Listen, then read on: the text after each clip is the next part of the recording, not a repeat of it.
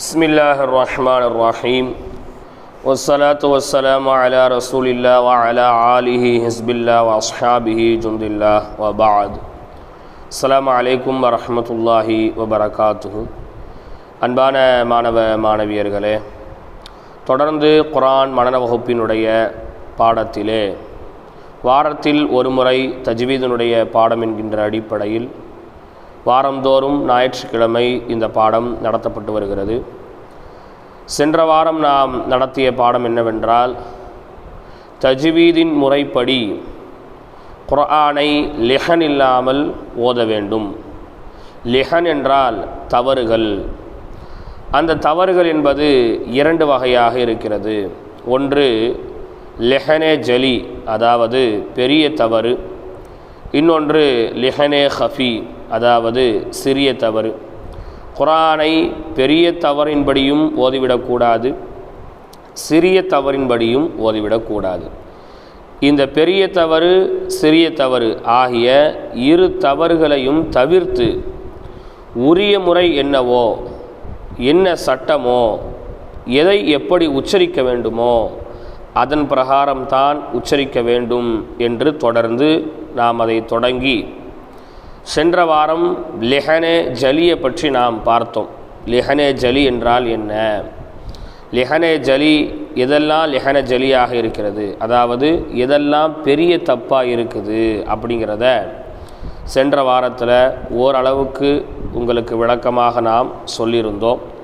அந்தந்த முறைகளில் ஓதுறது பெரும் தவறுகளாகிவிடும். அப்படி ஓதுவதனால நமக்கு நன்மைக்கு பகரமாக பாவம் எழுதப்பட்டு விடும் என்கின்ற விளக்கம் எல்லாம் உங்களுக்கு சொல்லப்பட்டிருந்தது. அவை அனைத்தையும் நீங்கள் ஞாபகத்தில் வைத்திருப்பீர்கள் என்று உறுதியாக நாங்கள் நம்புகின்றோம். அந்த பாடத்தை மறந்தவர்கள் அல்லது பாடத்தை பார்க்காதவர்கள் கீழே கொடுக்கப்படுகின்ற லிங்கின் மூலமாக அந்த பாடங்களை பார்த்து கொள்ளுங்கள். அந்த பாடங்களை பார்த்துவிட்டு இந்த பாடத்தை நீங்கள் பார்த்தால் இது நிச்சயமாக உங்களுக்கு பயனுள்ளதாக இருக்கும். சரி, இப்போ லிஹனே ஹஃபி என்றால் என்ன? இந்த வாரம் நம்ம படிக்க போகிறது ரெண்டு விஷயத்தை பற்றி படிக்க போகிறோம். ஒன்று லிஹனே ஹஃபி அப்படின்னா என்ன, எது லிஹனே ஹஃபியாக இருக்கிறது அப்படிங்கிறத. ரெண்டாவது அஊது பிஸ்மி, சூரா தொடங்குதல். இந்த மூன்றுக்கும் எத்தனை வழிமுறைகள் இருக்கிறது? அஊது சொல்கிறதுக்கும் பிஸ்மி சொல்கிறதுக்கும் ஒரு சூறாவை தொடங்குவதற்கும் என்னென்ன வழிமுறை இருக்கிறது, அஊதுவை எப்படி சரியாக உச்சரிக்கிறது, பிஸ்மில்லாவை எப்படி சரியாக உச்சரிக்கிறது அப்படிங்கிறது தான் இன்றைய பாடத்தில் நம்ம பார்க்க போகிறோம். முதல்ல நம்ம லிஹனே ஹஃபினா என்னன்னு பார்த்துருவோம். நான் சென்ற வாரமே சொல்லியிருந்தேன், இந்த தஜ்வீத் புக்கை எல்லோரும் வாங்குங்க அப்படின்னு சொல்லி. இது தலைகீழ அதில் தெரியுது இல்லையா? இது எப்படி இருக்கும் அப்படின்னா,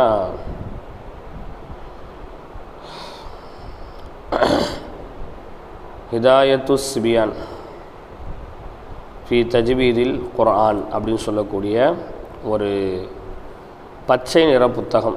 இந்த புத்தகத்தை மௌலானா மௌலவி அல் ஹாஜ் காரி சூஃபி முஹம்மது இப்ராஹிம் சாஹிப் பாக்கவி ஹசரத் அவங்க எழுதியிருக்கிறாங்க.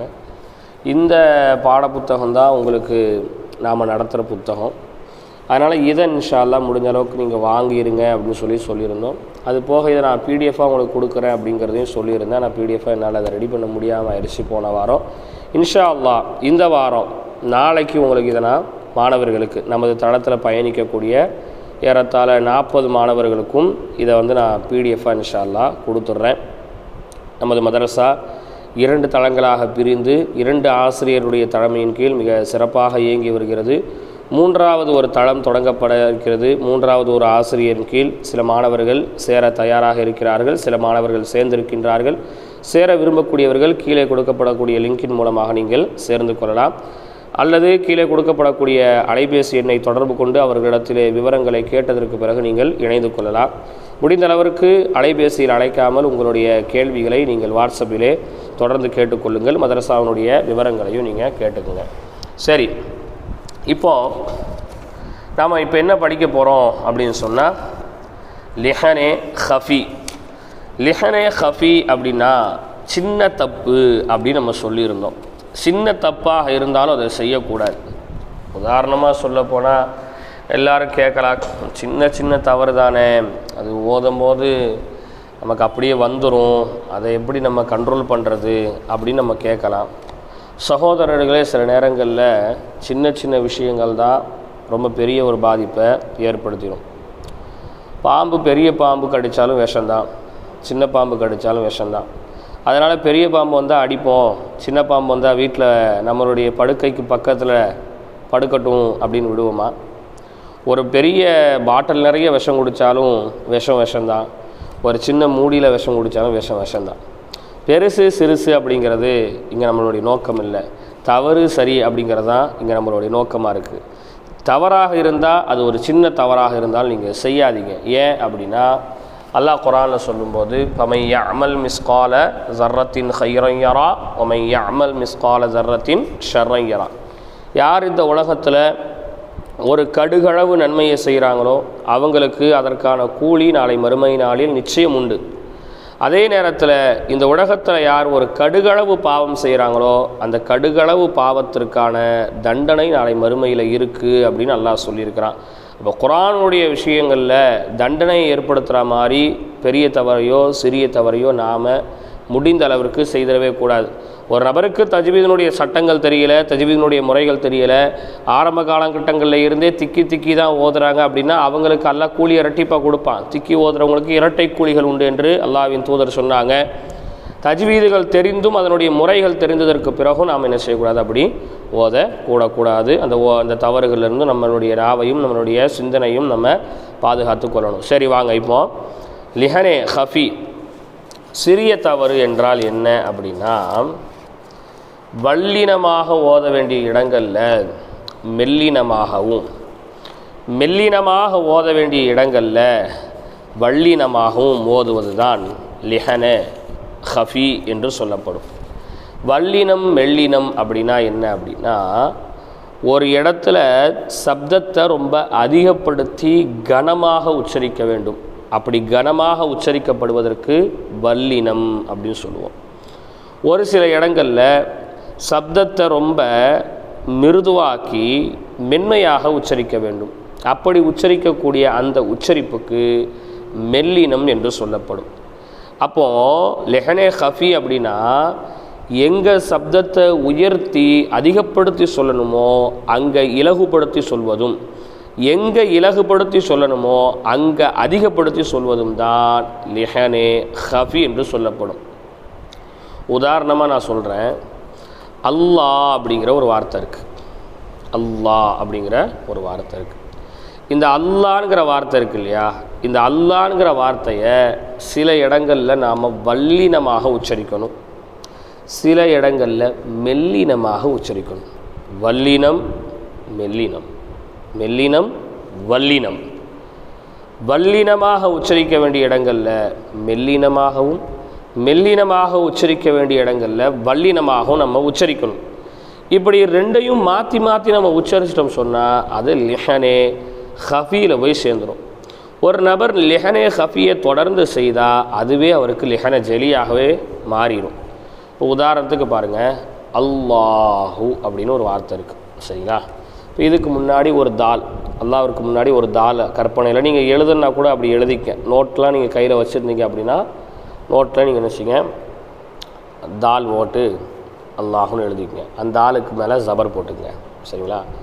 இப்போது இந்த அல்லாஹூ அப்படின்னு இருக்கிறதுல லாம் இருக்குது பாருங்கள், அந்த லாமை நம்ம சில இடங்களில் வல்லினமாக உச்சரிக்கணும். எப்போ வல்லினமாக உச்சரிப்போம்னா, அந்த அல்லாஹூ அப்படிங்கிறதுக்கு வார்த்தைக்கு முன்னாடி ஒரு ஜபர் பெற்ற எழுத்து வந்தால், நீங்கள் ஒரு தால் எழுதுறீங்க இல்லையா, போர்டு இருந்தால் நான் போர்டில் கொஞ்சம் எழுதி போட்டால் அவங்களுக்கு இன்னும் தெளிவாக இருக்கும். இருந்தாலும் நீங்கள் நோட்டில் எழுதுங்க, ஒரு நோட்டை எடுத்து நினச்சிங்க எழுதுங்க. தால் போட்டு அல்லாஹூ, அல்லாஹூ எல்லாருக்குமே எழுத தெரியும், ஏன்னா நிறைய இடங்களில் நம்ம அதிகமாக பார்க்குறோம். இப்போ அல்லாஹுன்னு எழுதிக்கங்க. இப்போது இந்த அல்லாஹூவில் 2 லாம் இருக்குது, ஒரு ஹா இருக்குது, அலிஃப் இருக்குது, தால் இருக்குது இல்லையா? அப்போது இப்போ இந்த லாமை நடுவில் சத்தா பெற்ற லாமை நம்ம உச்சரிக்கணும். எப்படி உச்சரிக்கணும் அப்படின்னா, இந்த இடத்துல நம்ம வல்லினமாக உச்சரிக்கணும். இந்த இடத்துல எப்படி உச்சரிக்கணும்? வல்லினமாக உச்சரிக்கணும். ஏன் வல்லினமாக உச்சரிக்கணும்னா, அந்த அல்லாஹுங்கிற வார்த்தைக்கு முன்னாடி ஜபர் உள்ள ஒரு எழுத்து வந்தாலோ அல்லது பேஷ் உள்ள ஒரு எழுத்து வந்தாலோ அதை நாம் வல்லினமாக உச்சரிக்கணும். எப்படி? அராதல்லாஹு மஸலா. நம்ம கூட அங்கே அலிஃப் லாம் மீம்ல நம்மளுடைய புதுப்பாட வகுப்புகளில் நம்ம ஓதிருப்போம். அராதல்லாஹு தல்லாஹு அல்ல வல்லினமாக உச்சரிக்கணும். அதே மாதிரி ரஃபஉல்லாஹு ரஃபஅஹுல்லாஹு ரஃபஅஹுல்லாஹு. இப்போ அந்த அல்லாஹுக்கு முன்னாடி இந்த இடத்துல ரஃபஅஹுல்லாஹுன்னு படிக்கும்போது ஹாவுக்கு பேஷ் இருக்குது, அப்போ அங்கே வல்லினமாக உச்சரிக்கணும். தாலுக்கு ஜபர் இருக்குது, வல்லினமாக உச்சரிக்கணும். எதுவே அந்த லாமை வல்லினமாக சப்தத்தை ரொம்ப கடினப்படுத்தி நல்ல முறையில் என்ன செய்யுது உச்சரிக்கிறது. இப்போ இந்த இடத்துல வந்து ஒருத்தர் அரதல்லாஹு மஸல அப்படின்னு அரதல்லாஹு அல்ல அரதல்லாஹு அப்படின்னு ஓதுறாரு. அப்படி ஓதக்கூடாது. அரதல்லாஹு தல்லாஹு தல்லாஹு தல்லாஹு தல்லாஹு தல்லாஹு. அந்த வல்லினம் மெல்லினம் உங்களுக்கு தெரியணும் அப்படிங்கிறதால நான் அப்படி சொல்லி காமிக்கிறேன். புரியுதுங்களா? அப்போது அந்த இடத்துல வந்து ஒருத்தர் சொல்ல அரதல்லாஹு மஸல அப்படின்னு ஓதுனா ஓதக்கூடாது. அரதல்லாஹு மஸல அப்படின்னு என்ன செய்யணும்? வல்லினமாக ஓதணும். அதே மாதிரி ரஃபஅஹுல்லாஹு அப்படின்னு ஒரு ஆள் ஓதுறாரு, ஓதலாமான்னு கேட்டால் ஓதக்கூடாது. ரஃபஅஹுல்லாஹு வல்லினமாக ஓதணும். அப்போது வல்லினமாக ஓத வேண்டிய இடத்துல மெல்லினமாக ஓதிட்டா அது லிஹனே ஹஃபி ஓதக்கூடாது. அடுத்து மெல்லினமாக ஓத வேண்டிய சில இடம் இருக்குது.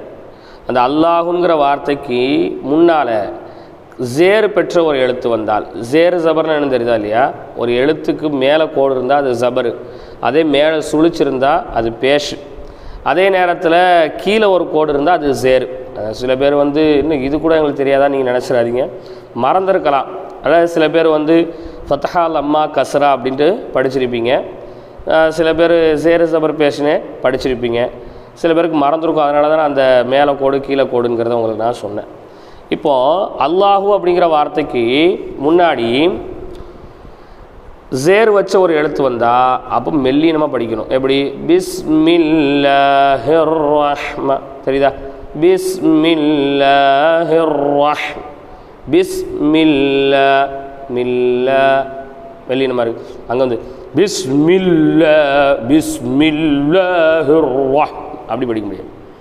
பிஸ்மில்லாஹிர் ரஹ்மானிர் ரஹீம் அப்படி தான் படிக்கணும்.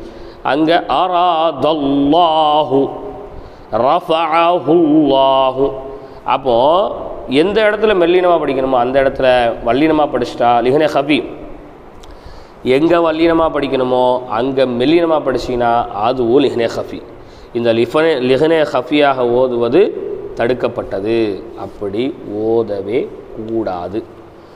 சட்டம் தெரியாதவங்க ஓதுனா இன்னல்லா கஃபூர், அவன் ரஹீம் ரஹ்மான், அவன் மன்னிக்கக்கூடியவன், மன்னிச்சு விடுவான். சில பேர்லாம் அப்போது எங்களுக்கு நாங்கள் இவ்வளோ நாளாக அப்படி ஓதிட்டோமே, அப்போ எங்களுக்கு அதெல்லாம் பாவமா அப்படின்ட்டு என்ன செய்யாதீங்க, யோசிக்காதீங்க. தெரியாமல் நாம் செஞ்சுருந்தோம் அப்படின்னா கண்டிப்பாக அதெல்லாம் மன்னித்து கொள்வான். அப்போது இனிமே தெரிஞ்சதற்கு பின்னாடி என்ன செய்யக்கூடாது, நம்ம அப்படி ஓதக்கூடாது. சரி, இப்போது இந்த அஊது பிஸ்மி சூரா இந்த மூன்றுக்கும் என்ன பேர் இருக்குது, இதை நம்ம எப்படி ஓத போகிறோம் அப்படிங்கிறத நம்ம தெரிஞ்சுக்கிறோம். அதுக்கு முன்னாடி குரானை பற்றி ஒரு சில முக்கியமான விவரம் தெரிஞ்சுக்கும். உங்கள் எல்லாருக்கும் தெரிஞ்சதாக இருந்தாலும் அதை இந்த இடத்துல சொன்னால் கொஞ்சம் நல்லா இருக்குமே அப்படிங்கிறதுக்காக வேண்டி தான். குரானில் வந்து மொத்தத்தில் 30 ஜுஸுக்கள் இருக்கிறது, 114 சூறாக்கள் இருக்கிறது, அத்தியாயம் இருக்கிறது. ஜுஸுக்கள்ங்கிறது பாகம், சூரா அப்படிங்கிறது அத்தியாயம். அதே நேரத்தில் 6666 ஆயத்துகள் இருக்கிறது. ஆயத்துகள் அப்படின்னா வசனம். 30 பாகம், 114 அத்தியாயம், 6666 வசனங்கள். இதுதான் குர்ஆனினுடைய ஒரு அமைப்பு. இந்த அமைப்பில் சூரா அத்தியாயம் அப்படின்னு நம்ம சொல்கிறோம். ஒவ்வொரு அத்தியாயமும் தொடங்கும்போது ஒரு முறை பிஸ்மி சொல்லி தொடங்கணும். ஒரு பாகத்தை தொடங்கும் போது பிஸ்மி சொல்லணுமான்னு கேட்டால் பிஸ்மி சொல்லணுங்கிற அவசியம் இல்லை. ஆனால் ஒரு சூறாவை தொடங்கும் போது, ஒரு அத்தியாயத்தை தொடங்கும் போது பிஸ்மி சொல்லி தான் தொடங்கணுமான்னு கேட்டால் கண்டிப்பாக பிஸ்மி சொல்லி தான் தொடங்கணும். அத்தியாயத்தை பொறுத்து தான் குர்ஆன் என்பது அமைக்கப்பட்டிருக்கிறது, பாகங்களை பொறுத்து அமைக்கப்படலை. ஏன் அப்படின்னா ஒரு சில நேரங்களில் ஒரு பாகத்தில் 10 அத்தியாயம் 15 அத்தியாயம் இருக்கலாம். இப்போ உதாரணத்துக்கு அம்ம ஜுசு நம்ம சொல்கிறோம், கடைசி ஜுசு 30வது ஜுசு அம்ம ஜுசு. இப்போ இந்த அம்ம ஜுசுவை எடுத்துக்கிட்டோம் அப்படின்னா அம்ம ஜுசு அப்படிங்கிறது ஒரு பாகம்.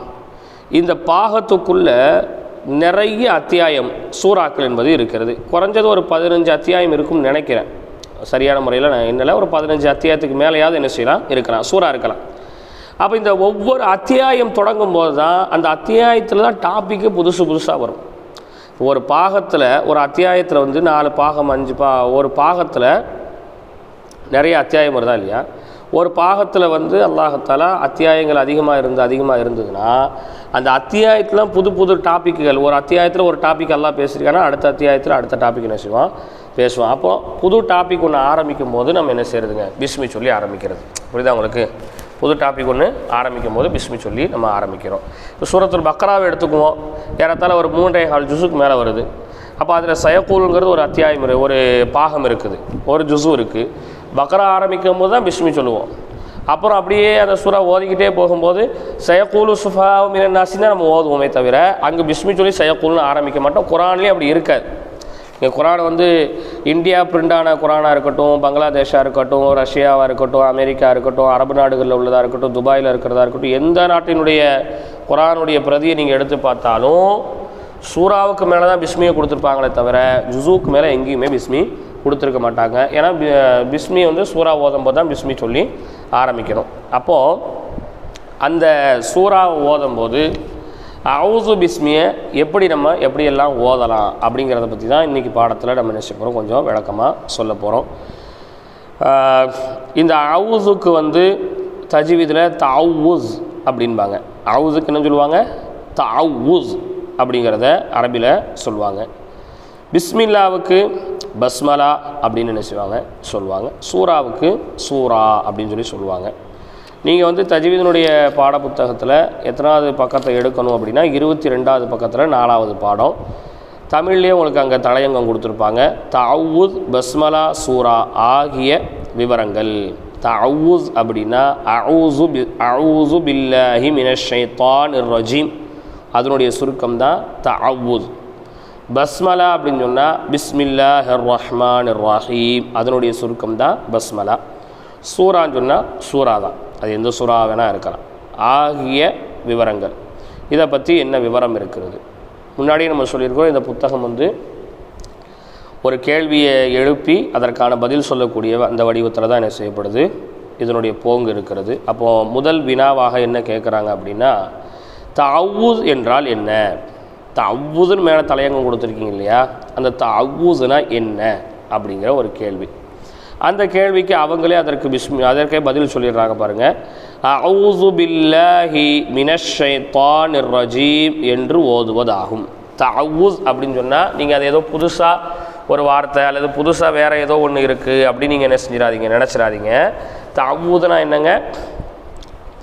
அஊஸு பில்லாஹி மினஷ் ஷைத்தானிர் ரஜீம் என்று ஓதுவது தான் தஅவுஸ் என்று என்ன செய்யப்படுகிறது, சொல்லப்படுகிறது.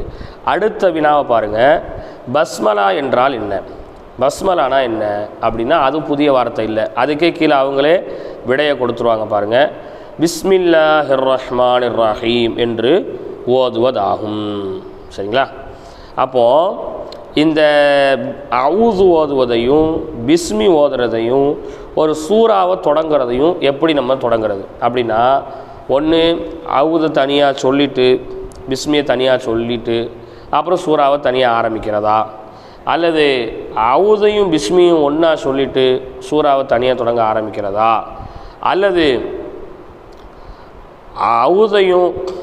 அவுஸை தனியாக சொல்லிவிட்டு பிஸ்மில்லாவையும் சூறாவையும் ஒன்றா ஆரம்பிக்கிறதா, இப்படி நிறைய இருக்குது. உதாரணமாக நான் சொல்லி காமிச்சிடுறேன்.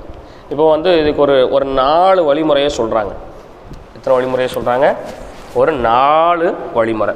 முதல் வழிமுறை என்ன அப்படின்னா, அவுஸை தனியாக சொல்லணும், பிஸ்மியை தனியாக சொல்லணும், சூராவை தனியாக சொல்லணும். உதாரணமாக பாருங்கள், அஊது பில்லாஹி மினஷ் ஷைத்தானிர் ரஜீம், பிஸ்மில்லாஹிர் ரஹ்மானிர் ரஹீம், குல் ஹுவல்லாஹு அஹத், அல்லாஹு ஸமத், லம் யலித் வலம் யூலத் வலம் யகுல் லஹு குஃபுவன் அஹத். இப்போ நான் என்ன செஞ்சேன், அவுது தனியாக ஓதுனேன், பிஸ்மியை தனியாக ஓதுனேன், அடுத்து சூராவை தனியாக ஓதுனேன்.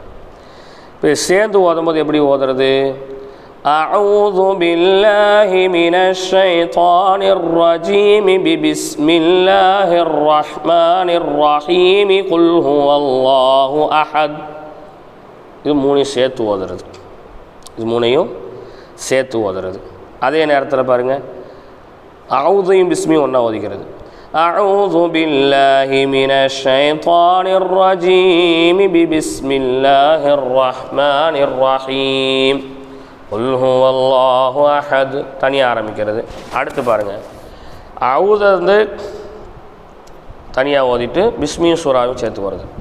அஊது பில்லாஹி மினஷ் ஷைத்தானிர் ரஜீம் பிஸ்மில்லாஹிர் ரஹ்மானிர் ரஹீம் குல் ஹுவல்லாஹு அஹத் அல்லாஹு ஸமத். இப்படி ஒரு 4 வழிமுறையில் அஊது பிஸ்மியை ஓதலாம் அப்படின்னு சொல்கிறாங்க.